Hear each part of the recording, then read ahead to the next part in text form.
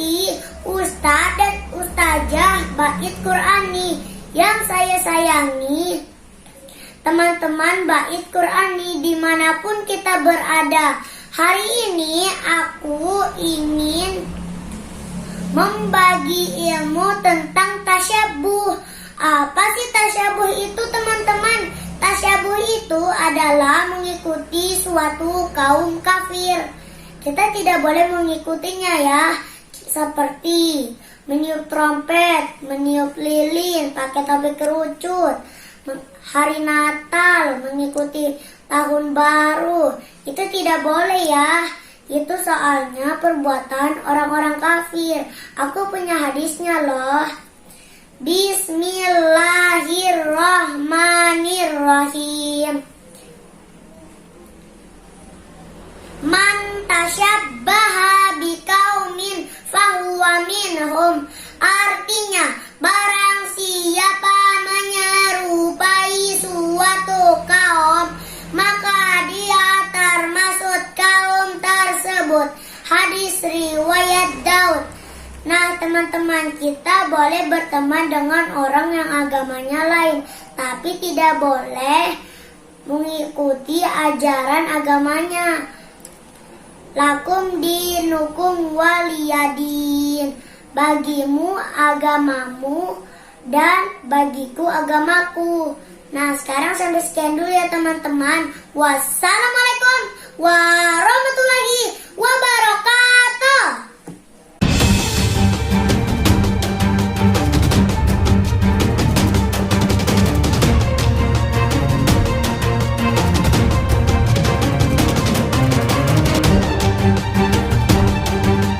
Gebiar Indonesia menghafal. Takbir.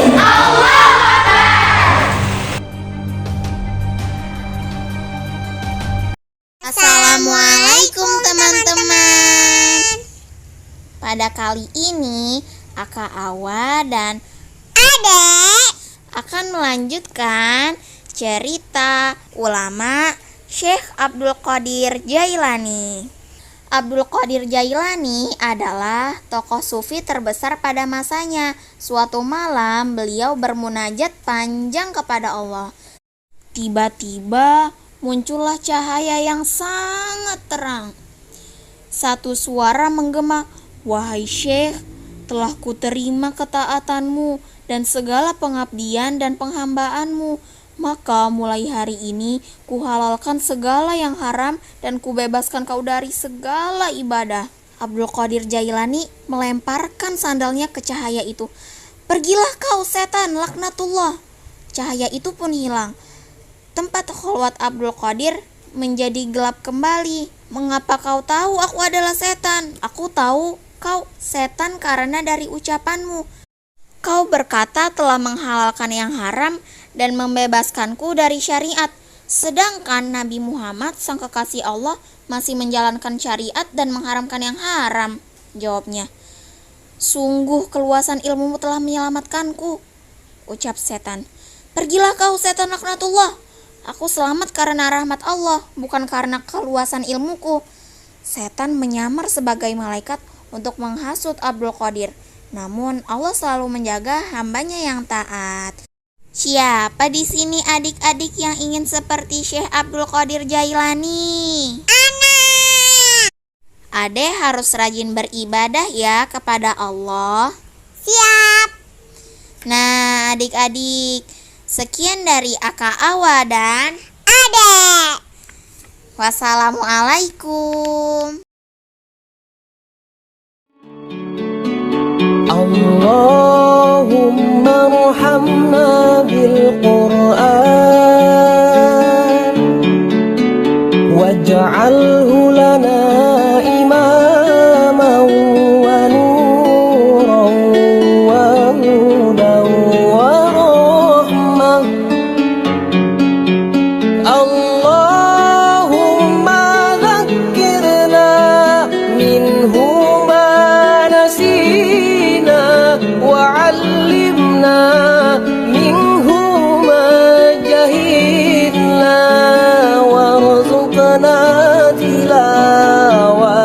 رسله آناء الليل وأطراف النهار واجعله لنا حجة يا رب العالمين.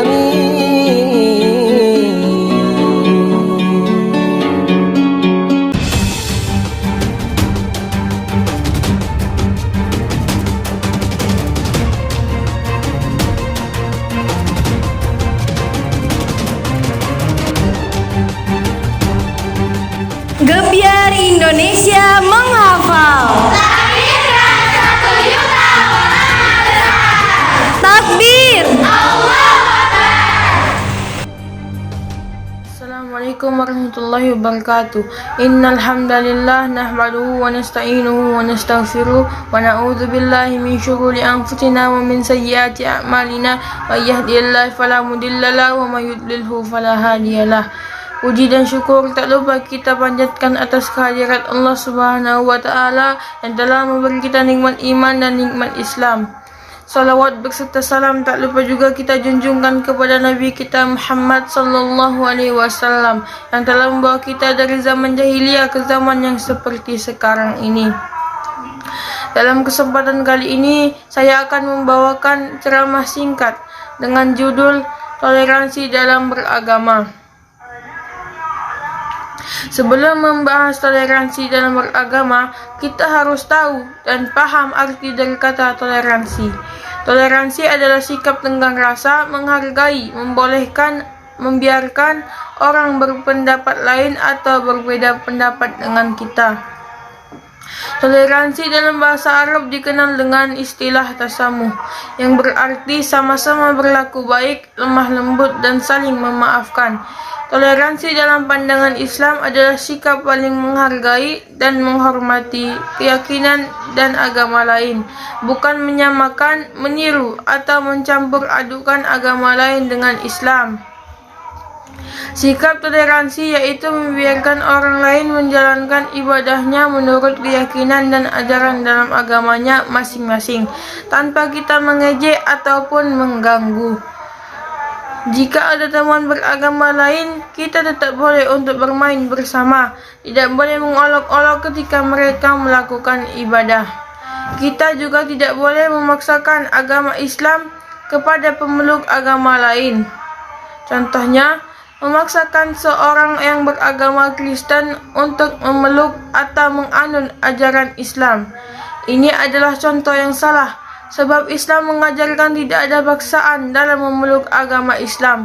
Allah Subhanahu wa taala berfirman dalam surat Al-Baqarah ayat 256 yang berarti tidak ada paksaan dalam memeluk agama Islam. Sangat dianjurkan kita bisa hidup rukun dengan pemeluk agama non-muslim selagi non-muslim tidak secara terang-terangan menyatakan permusuhan kepada kaum muslim. Artinya, Islam menganjurkan berbuat baik kepada kaum kufar selama mereka sama-sama berbuat baik dan tidak memusuhi umat Islam, selama tidak melanggar ajaran dan ketentuan agama Islam.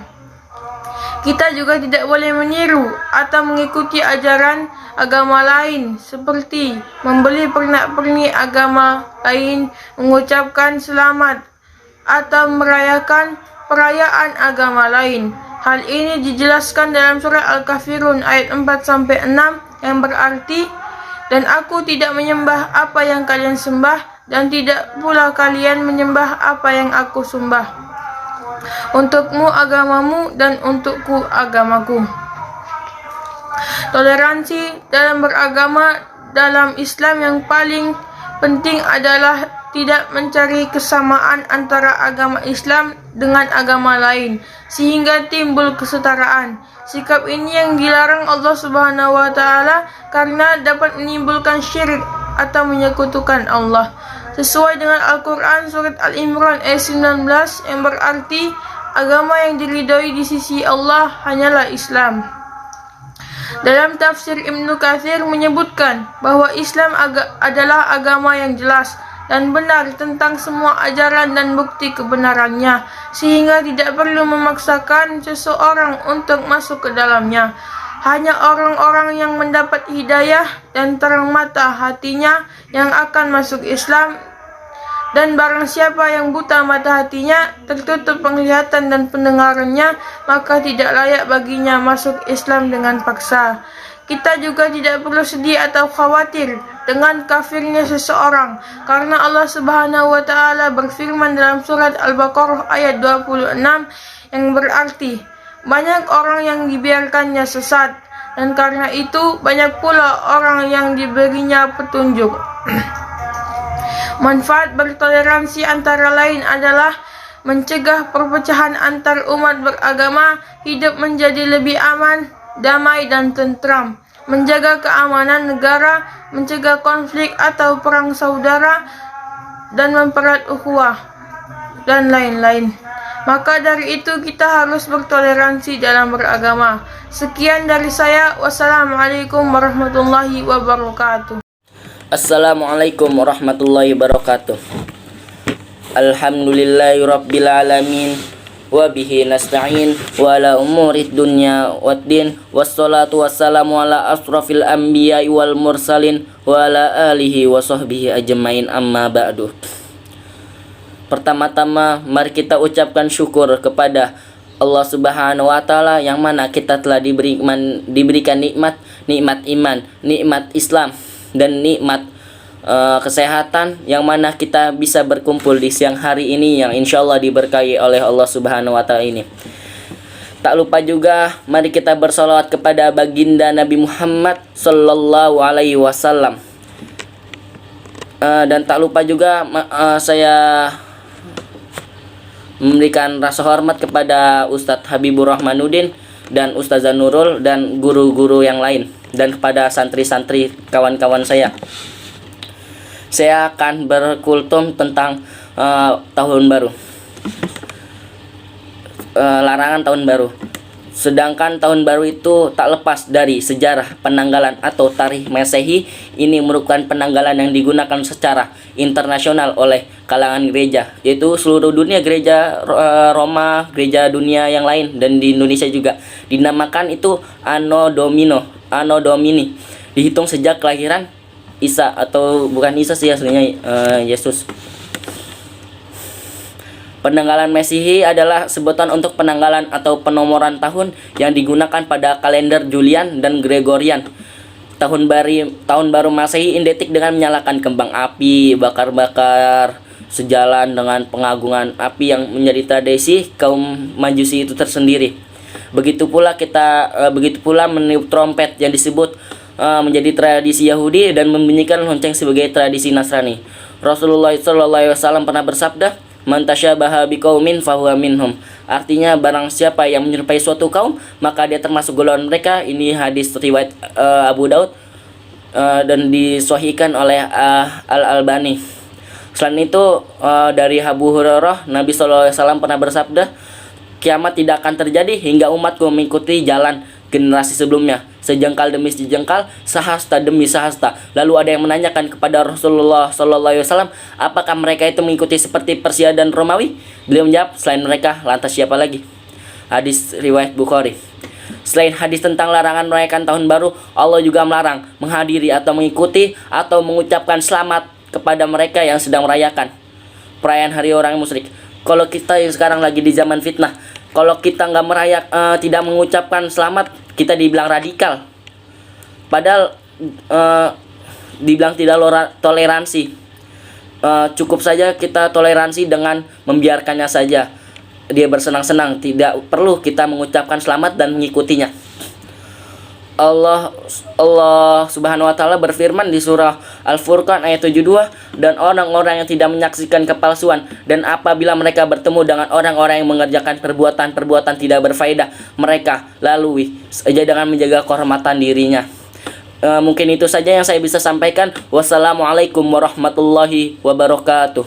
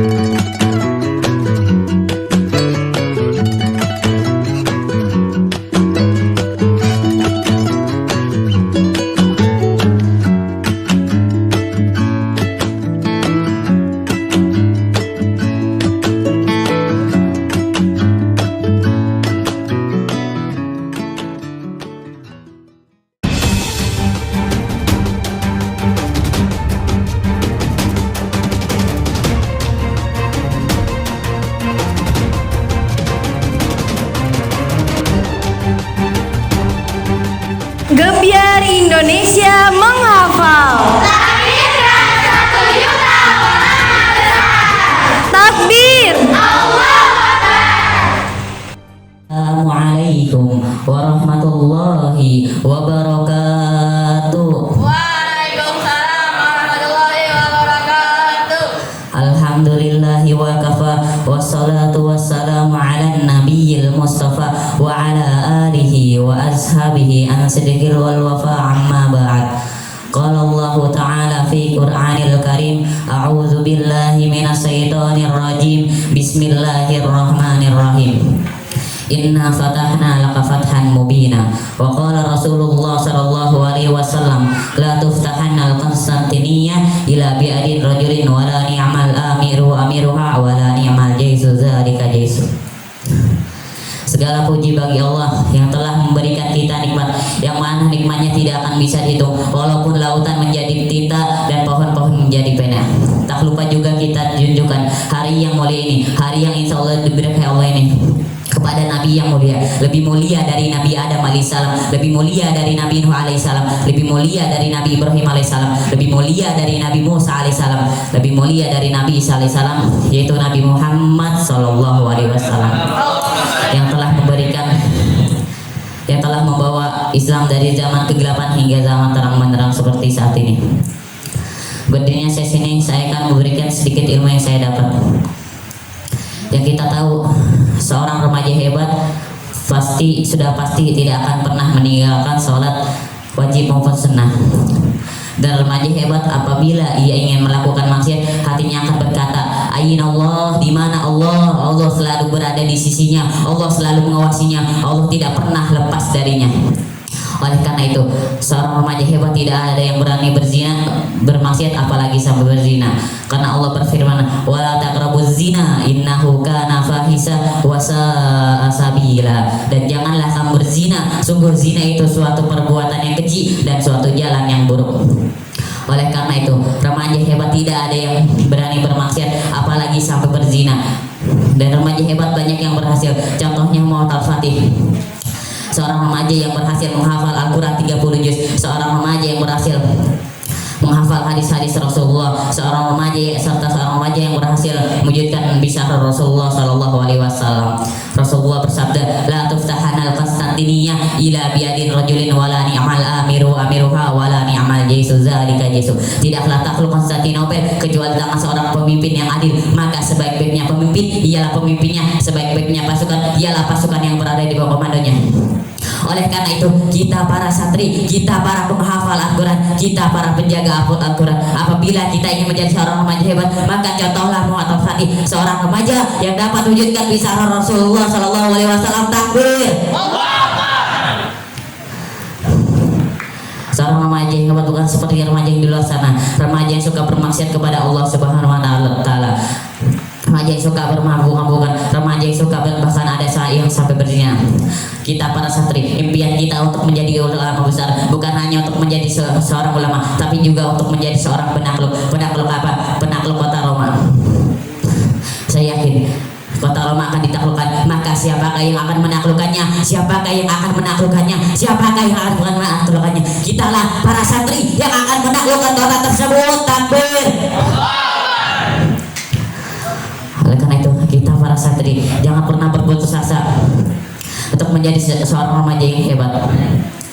Sebenarnya bukan Muhammad Al-Fatih saja seorang remaja hebat, dan ada lagi pada zaman Rasul, yakni Ali bin Abi Thalib. Saat Rasul hijrah, beliau menggantikan tempat tidur Rasul. Pada saat itu orang-orang kafir ingin membunuh Rasul. Saat mereka membuka selimut Rasul, yang mereka lihat bukanlah Rasul, tapi Ali bin Abi Thalib. Ali bin Abi Thalib mereka bawa ke dekat Ka'bah dan mereka pukul-pukuli. Berani tidak Ali? Berani tidak Ali? Oleh karena itu, kita harus mengikuti sikap-sikap seorang remaja hebat, mengikuti jejak-jejak langkah seorang remaja hebat. Kita di sini, kita para santri dididik untuk menjadi seorang remaja hebat. kita dididik untuk menjadi seorang remaja hebat seperti Muhammad Al-Fatih. Muhammad Al-Fatih tidak pernah meninggalkan sholat tahajud, kita tidak pernah meninggalkan sholat tahajud. Muhammad Al-Fatih tidak pernah meninggalkan sholat 5 waktu, kita tidak pernah meninggalkan sholat 5 waktu. Muhammad Al-Fatih tidak pernah meninggalkan sholat berjamaah, kita tidak pernah meninggalkan sholat berjamaah. Oleh karena itu, apabila kita ingin menjadi seorang remaja hebat, maka contohlah 2 remaja tadi yang saya bilang. Mungkin itu saja yang dapat saya sampaikan. Kurang lebihnya mohon maaf. Wabillahi taufiq wal hidayah. Wassalamualaikum warahmatullahi wabarakatuh.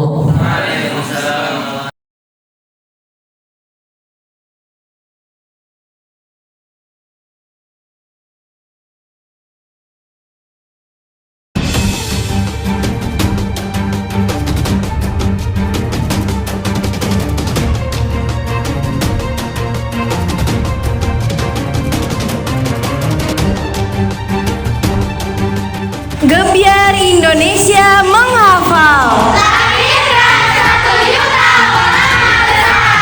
Takbir. Assalamualaikum warahmatullahi wabarakatuh.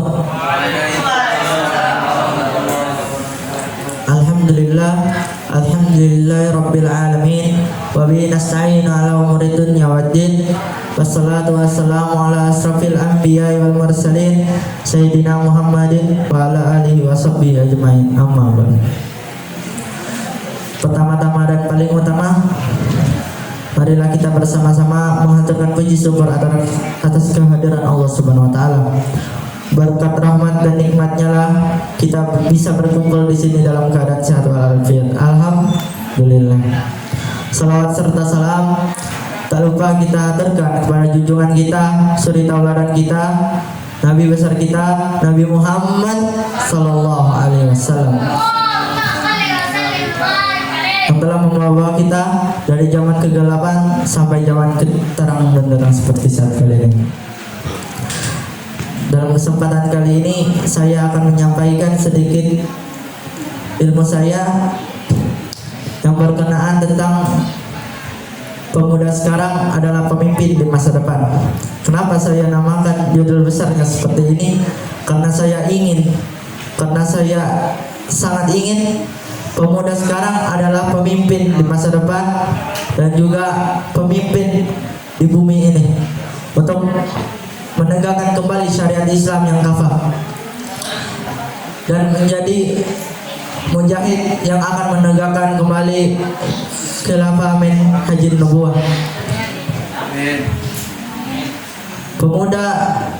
Pemuda itu adalah pemuda muslim itu adalah pemuda yang memiliki integritas yang sangat tinggi dan keimanan yang sangat kuat dan juga memiliki fisik yang sangat bagus pula.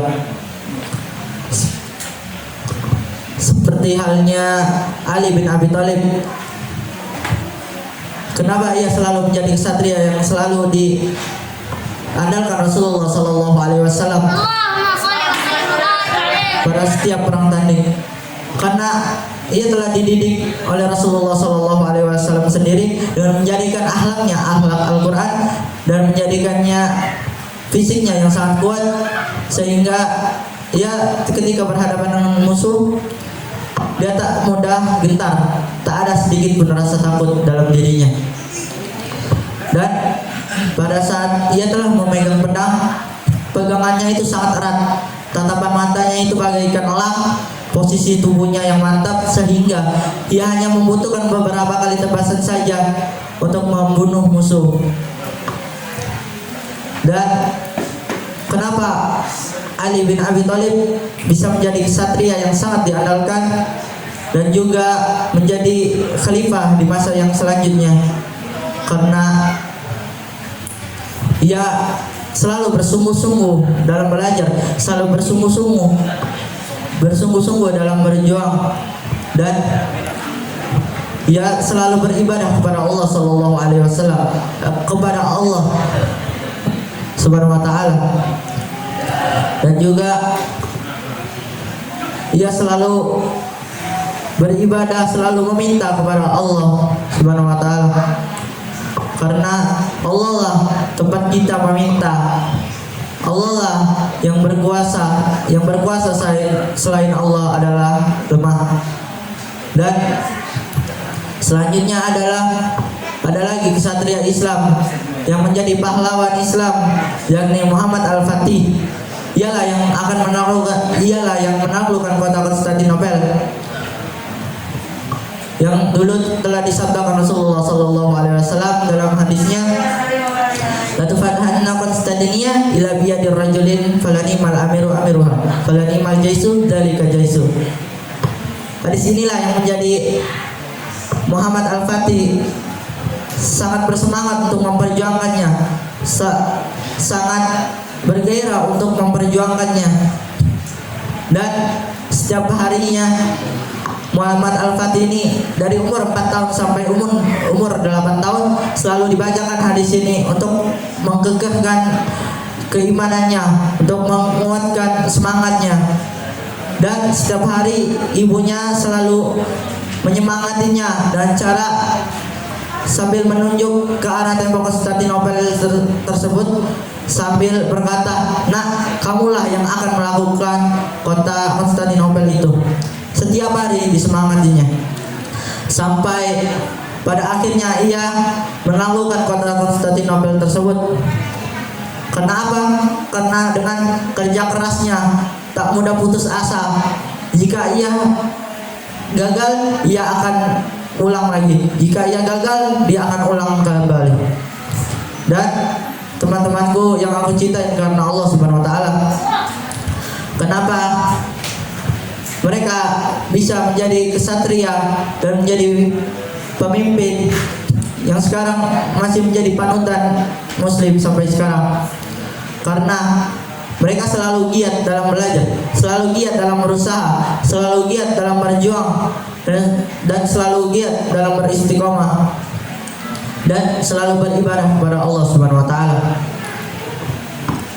Karena itulah Allah mengabulkan doa mereka dan mewujudkan impian mereka, dan mereka tak mudah putus asa. Jika mereka gagal, mereka akan ulang lagi sampai benar-benar berhasil. Sungguh kata Allah Subhanahu wa taala dalam firman-Nya yang berbunyi, innahu la yai'asu min rauhillah illal qaumul kafirun. Sungguh orang-orang yang berputus asa itu termasuk orang yang kafir. Maka daripada itu kita selalu bersemangat untuk berdakwah, selalu bersemangat untuk berjuang, untuk menegakkan kembali Islam yang kafah di muka bumi ini. Betul apa betul? Dan mungkin itu saja yang dapat saya sampaikan. Lebih kurangnya saya mohon maaf, pada Allah saya mohon ampun. Wabillahi taufiq wal hidayah. Assalamualaikum warahmatullahi wabarakatuh.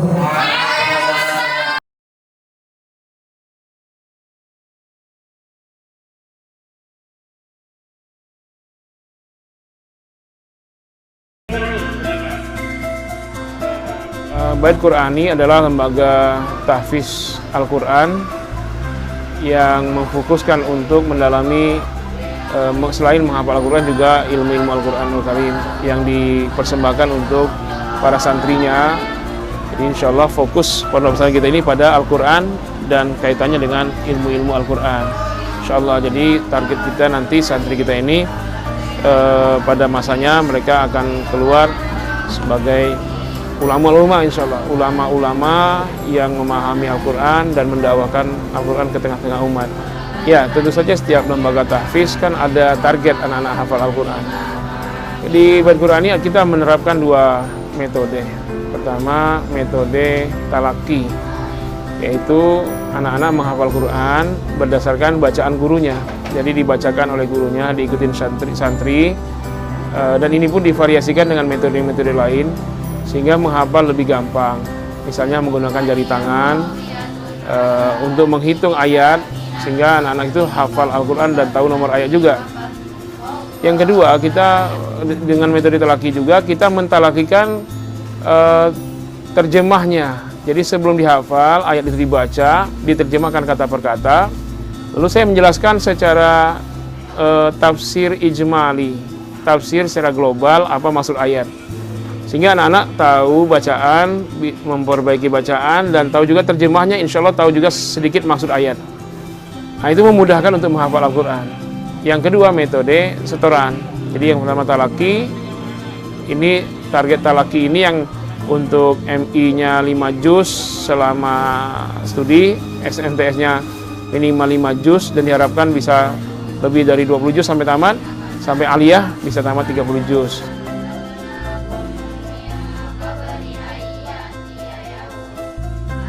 Pondok Pesantren Bait Qur'ani itu memiliki visi misi menjadikan anak-anak sebagai calon ulama besar yang mampu memimpin umat.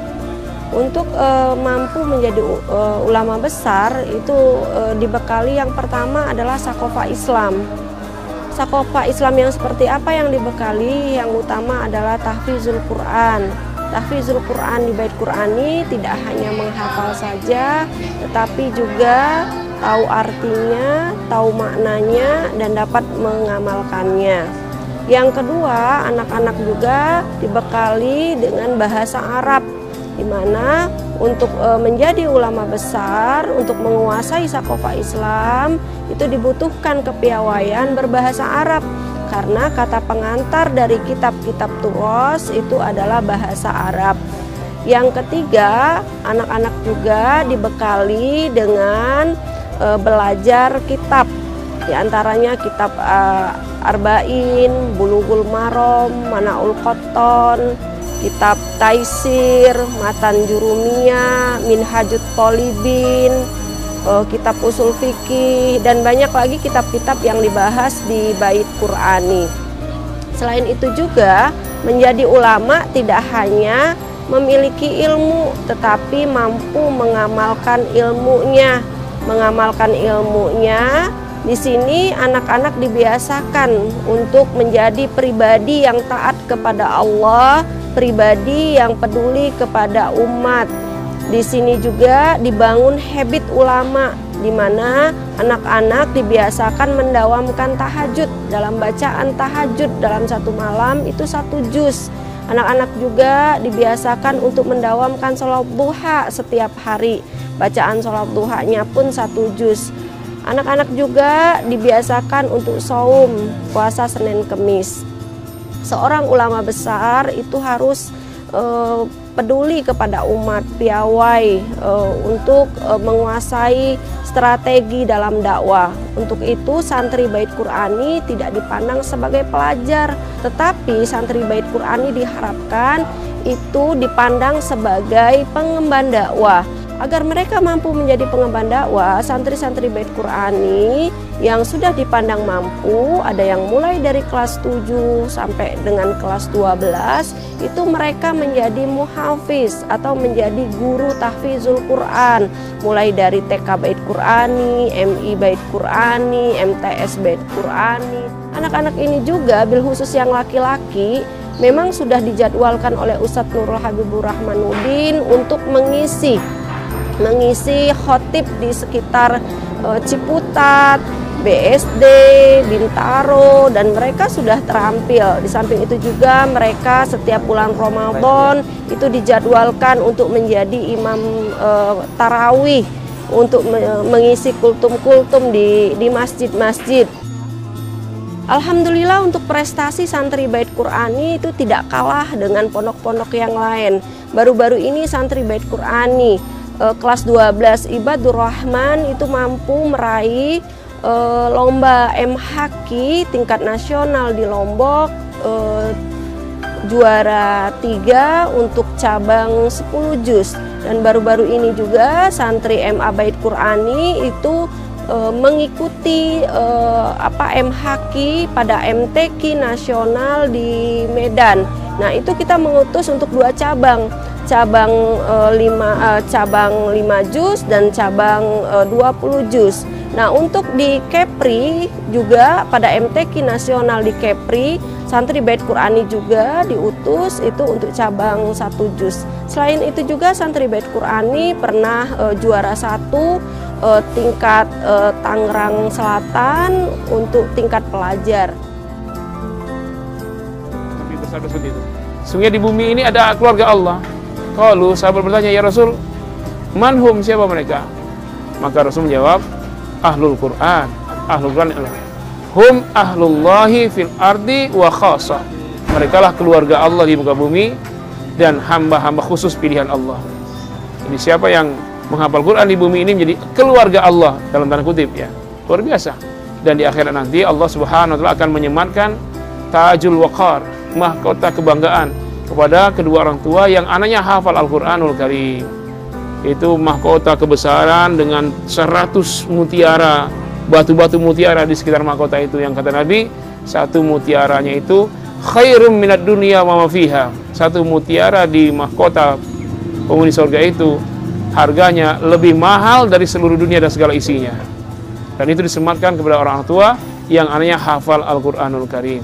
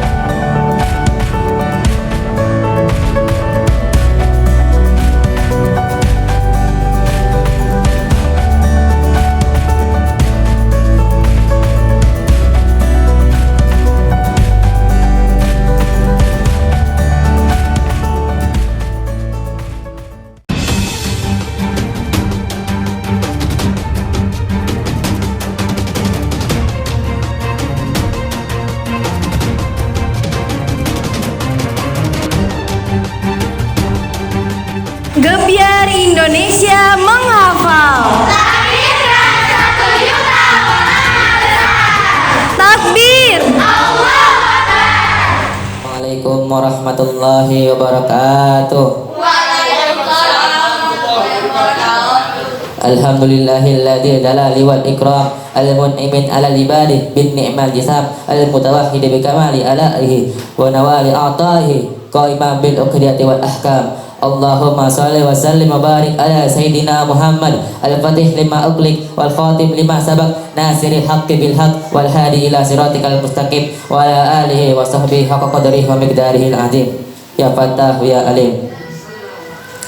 Yang pertama-tama, mari kita bersama-sama panjatkan puja dan puji syukur kita atas kehadirat Allah Subhanahu wa taala yang telah memberikan kita beribu-ribu nikmat, bermacam-macam nikmat, di antaranya nikmat mata untuk melihat, nikmat mulut untuk berbicara, nikmat tangan untuk meraba, nikmat kaki untuk berjalan, sehingga kita bisa berkumpul bersama-sama di tempat yang insyaallah Allah muliakan ini. Amin amin ya rabbal alamin. Salam beserta salam semoga selalu tercurahkan kepada junjungan kita Nabi besar Muhammad sallallahu alaihi wasallam yang telah membawa kita dari zaman yang telah lama bermaksiat kepada Allah sehingga zaman yang penuh ketaatan kepada Allah hingga saat ini. Berdiri saya di sini ingin menyampaikan sedikit tentang remaja pembawa perubahan. Setiap perubahan pasti ada derap langkah anak muda. Yang lalu kala Rasulullah SAW pernah bersabda, tiang negara adalah pemuda dan pemudinya. Dan Sayyidina Ali bin Abi Thalib karamallahu wajhah pernah berkata, subhanal yaum rijalul qad, rijalul yaum imadul qad. Yang artinya pemimpin pemuda hari ini adalah pemimpin nanti di masa depan. Dan jangan sampai sama sekali kita mengubah bahwasanya pemuda hari ini adalah pecundang di masa depan. Kenapa pecundang? Karena dari hari ini kita tidak melakukan apapun, tidak melakukan apapun untuk nanti di masa depan. Ada seorang aktivis dari Amerika Serikat yang berkata, the future belongs to those who be for it today. Masa depan adalah milik mereka yang mempersiapkannya hari ini. Itu kata orang Barat. Masa kita orang Islam yang agama dari Arab, yang agama di sisi Allah tidak berpikir seperti itu. Maka dari itu pertanyaannya adalah bukan tentang siapa diri kita sekarang, tapi tentang apa yang akan kita lakukan untuk nanti di masa depan. Dan nanti yang menjadi pemimpin adalah manusia yang bersifat progresif. Siapa progresif? Progresif adalah mereka yang dimanapun mereka berada, kapanpun situasinya, mereka selalu berpikir dengan kreatif, inovatif, dan solutif untuk membawa perubahan. Contoh Rasulullah SAW. Bagaimana cara Rasulullah SAW mengubah para sahabat yang dulu jahiliyah menjadi para penguasa hebat, yang mengubah sahabat yang dulunya jahiliyah jadi para panglima perang. Dari Asia hingga Eropa, hingga Afrika, sampai ke Indonesia, semuanya selesai. Bagaimana Rasulullah melakukan itu? Berarti Rasulullah melakukannya dengan cara yang di atas rata-rata. Kita lihat lagi bagaimana Sultan Muhammad Al-Fatih menaklukkan kota Konstantinopel dengan cara yang luar biasa. Kalau orang-orang lain mereka berlayar di atas air, kalau Muhammad Al-Fatih berlayar di atas daratan. Itu melakukan itu dengan cara yang rata-rata. Dan bukan cuma itu, Muhammad Al-Fatih bisa melakukan Konstantinopel. Muhammad Al-Fatih juga setiap malam tidak pernah tinggal salat tahajud, tidak pernah tinggal salat wajib, tidak pernah tinggal salat duha, dan tidak pernah meninggalkan amalan sunnah. Kita tidak usah menganggap remeh amalan sunnah, karena setiap kecil amalan yang kita perbuat maka akan dihisab Allah. Maka dari itu perbanyaklah amalan dari sekarang agar nanti di akhirat kita bisa mendapatkan banyak pahala dan bisa masuk surga bersama-sama surga firdausnya Allah. Amin ya rabbal alamin. Kita tidak usah lihat jauh-jauh, kita lihat di negeri kita sendiri. Bagaimana Coach Cokroaminoto menghasilkan generasi selevel Soekarno-Hatta dan kawan-kawannya yang bisa membuat Indonesia untuk pertama kalinya mendeklarasikan bahwasanya Indonesia adalah bangsa yang merdeka. Kenapa bisa begitu? Karena ia selalu berpikir dengan progresif dan melakukan dengan cara yang rata-rata. Maka dari itu kita dari sekarang harus berpikir dengan progresif. Kita pikirkan apa yang akan kita lakukan nanti setelah kita lulus dan apa yang akan mendapatkan perubahan untuk umat. Sekian dari saya, kurang lebihnya mohon maaf. Billahi taufiq wal hidayah. Assalamualaikum warahmatullahi wabarakatuh.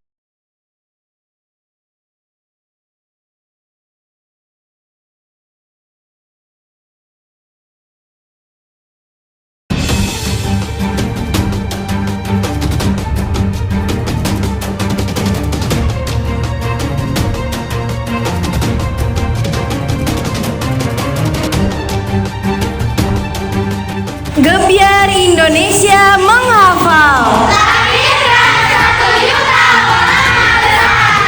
Takbir. Assalamualaikum warahmatullahi wabarakatuh. Alhamdulillah wassalatu wassalamu ala rasulillah wa ala alihi wa ashabihi wa mawala. Alhamdulillahilladzi anzala al-Qur'ana fi Ramadan hudan lin-nas wa bayyinatin minal huda wal furqan. Ashhadu an la ilaha illallah wahdahu la syarikalah wa ashhadu anna sayyidina Muhammadan abduhu wa rasuluh la nabiyya wa rasula ba'da. Subhanaka la ilma lana illa ma 'allamtana innaka antal alimul hakim. Amma ba'da. Segala puji bagi Allah, Tuhan pencipta segala sesuatu. Semua yang diciptakannya diciptakan dengan tujuan yang benar. Tak ada satupun ciptaannya diciptakan dengan sia-sia. Mereka yang diciptakannya memiliki manfaat. Yang tidak ada manfaatnya maka akan musnah. Salawat serta salam kita junjukkan kepada Nabiyana wa Nabiyullah Muhammad sallallahu alaihi wasallam. Berkat perjuangan dialah, berkat pertolongan beliaulah yang memperjuangkan dirinya, hartanya, darahnya, waktunya dan segala sesuatu yang dia miliki untuk Islam sampai kepada umatnya agar bisa membawa kita dari zaman kegelapan ke zaman terang benderang. Barinya saya sini akan menyampaikan khutbah yang bertema pengubah peradaban Cobalah kita lihat pada zaman dahulu, keadaan umat Islam zaman dahulu bagus atau jelek? Bagus atau jelek? Bagus atau jelek? Coba kalau kita lihat zaman dulu, kenapa bagus? Mereka maju dalam segala aspek. Mereka maju dalam kesehatan, mereka maju dalam pengetahuan, mereka maju dalam kesehatan, mereka maju dalam pendidikan, mereka maju dalam ekonomi, pendidikan, bisnis, semua mereka maju. Coba kalau sekarang apa yang maju? Sekarang apa yang maju? Sekarang yang maju sekarang yang maju adalah kebodohan. Sekarang yang maju kemaksiatan. Sekarang yang maju perzinahan. Sekarang yang maju kemaksiatan. Coba kalau kita lihat zaman dahulu, apakah mereka seperti itu? Contohnya pada zaman dahulu, yang dimana umat Islam pada zaman keemasannya, pada zaman kekhalifahan Umar bin Abdul Aziz, yaitu khalifah pada zaman Bani Umayyah. Mereka para rakyatnya itu pada makmur dan sejahtera. Khalifah Umar bin Abdul Aziz menguasai kekuasaan yang lebih luas dari Indonesia, tapi rakyatnya pada makmur dan sejahtera. Coba kalau kita lihat sekarang, Indonesia luasnya lebih kecil dari itu. Apakah makmur dan sejahtera? Nah, pada saat pada saat itu sedang pembagian zakat, rakyatnya pada pas itu para amil zakat sedang membagikan zakatnya. Tak ada orang yang mau menerima zakat. Bukannya mereka tidak mau, tapi mereka bercukupan. Saat mereka diberikan zakat, mereka berkata, kami tidak layak menerima zakat. Harusnya kami yang memberi zakat. Nah, sampai semua rakyat itu pada ngomong kayak gitu. Akhirnya para amil ini bingung. Nah, coba lo kalau umat sekarang, coba harta zakat itu dikirimin ke Indonesia, coba pada saat Umar bin Abdul Aziz. Kayak gimana? Apa keadaan ketika banjir? Apakah yang terjadi? Pasti banjir. Banjir apa? Banjir orang. Yang para pengemis, bapak berkumis, ibu-ibu lagi numis, para nelayan yang bawa amis, para supir bis. Habis hartanya tuh, zakatnya dibagiin semuanya. Tapi ada syarat-syaratnya yang telah disebutkan dalam surat At-Taubah ayat 60. Yang bisa baca sendiri nanti. Nah, contohnya lagi pada zaman keemasan Andalusia, yang dimana pada saat itu maju sekali pada ilmu pendidikan. Ada satu paus Katolik Roma yang pernah belajar di situ. Pada saat itu dia sedang menjadi paus di situ. Dia pernah belajar ke situ, semua di situ dia belajar. Orang Muslim di situ mereka mengajarkan apa saja dan tidak pernah memaksa orang untuk masuk agamanya, orang masuk agama Islam. Akhirnya dia pun menjadi lulusan terbaik pada saat itu dan masih beragama Katolik. Ini membuktikan bahwasanya umat Islam zaman dahulu menjadi panutan, menjadi sorotan masyarakat dunia, yang mana pada saat itu semua orang dunia ini ingin belajar di kampus Andalusia. Contohnya pada zaman itu kerajaan Inggris mengirimkan para keluarganya, anak-anak mereka, keponakan-keponakan mereka untuk belajar di sana. Nah, pada saat itu semua orang Eropa pada yang di sana ingin belajar, tetapi yang mempunyai kesempatan yang paling banyak adalah para keturunan kerajaan seperti tadi. Nah, begitu mantapnya prestasi zaman umat dahulu. Coba kalau kita lihat sekarang, apakah yang terjadi pada remaja zaman sekarang? Apa yang terjadi pada remaja zaman sekarang? Mereka banyak yang mengikuti pada budaya barat. Mereka banyak yang mabuk-mabukan, mereka banyak yang berpacaran, mereka banyak yang narkoba, mereka banyak yang balap liar, mereka banyak yang tawuran. Coba zaman dahulu pelajarnya, apakah mereka seperti itu? Nah, bagaimana umat Islam ini akan maju ketika para remajanya suka bermaksiat? Bagaimana remajanya bisa maju? Ada satu syair, saya pernah mengutip satu syair yang intinya seperti ini. Setiap perubahan pemudalah sang berubahnya, dan kemajuan umat tersebut berada di bawah langkah kaki mereka. Jadi sang perubah umat ini, kalau umat Islam anak remajanya soleh, anak remajanya taat, anak remajanya cerdas, maka umat ini akan maju, umat ini akan jadi panutan, umat ini akan jadi teladan, umat ini akan jadi pedoman dunia. Jikalau umat Islam ini maju, maka bisa membuat perdamaian seluruh dunia ini. Nah, tujuan hidup kita ini ada dua, yang dimana disebutkan dalam Al-Quran, wa ma khalaqatul jinna wal insa illa liya'budun. Tidaklah kuciptakan manusia untuk menyembah kepadamu. Itu syarat yang pertama, itu adalah menjadi Abdullah, hamba Allah. Yang kedua, tujuan hidup kita adalah wa idz qala rabbuka lil malaikati inni ja'ilun fil ardi khalifah. Yang kedua, kita diciptakan di dunia ini berakar dengan Allah yang cipta, yaitu menjadi khalifatullah fil ard, menjadi khalifah Allah di bumi. Nah, tujuan khalifah yaitu adalah memantapkan, memakmurkan dunia ini menjadi yang lebih baik lagi.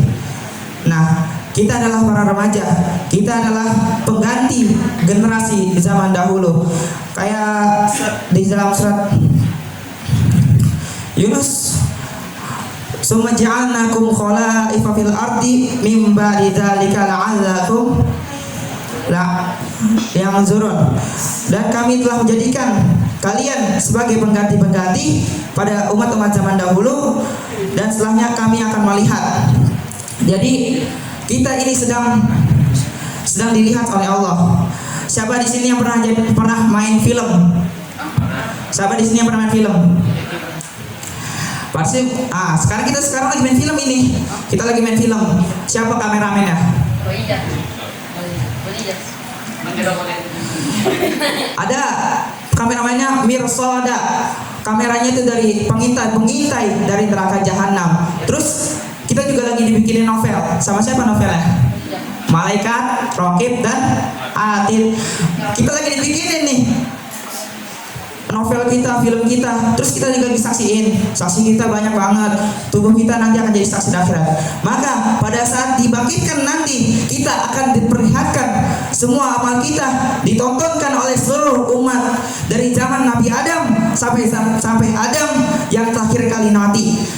Nanti kita akan lihat, wah, ini orang sangat bagus, ini orang sangat bermanfaat, ini orang bisa merubah dunia. Contohnya siapa? Muhammad Al-Fatih. Nanti ketika kita lihat Muhammad Al-Fatih di hari kebangkitan, nanti orang pada segan sama dia. Wah, indah sekali, wah, bagus sekali. Ini anak muda bisa merubah dunia. Ini anak muda bisa membawa perubahan peradaban.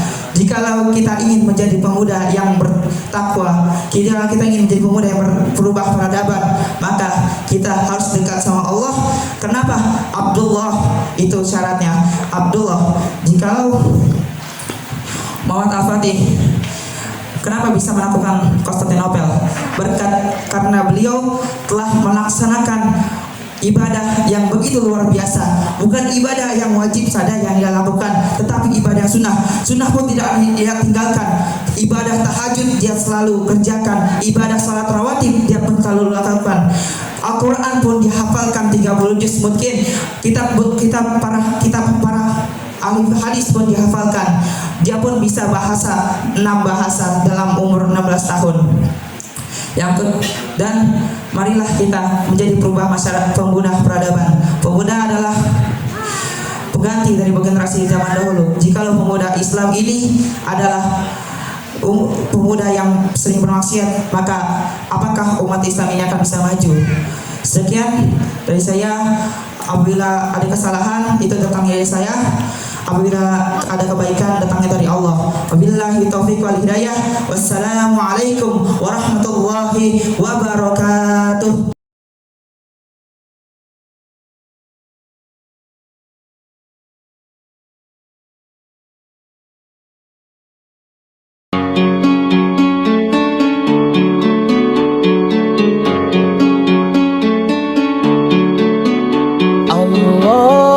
اللهم ارحمنا بالقرآن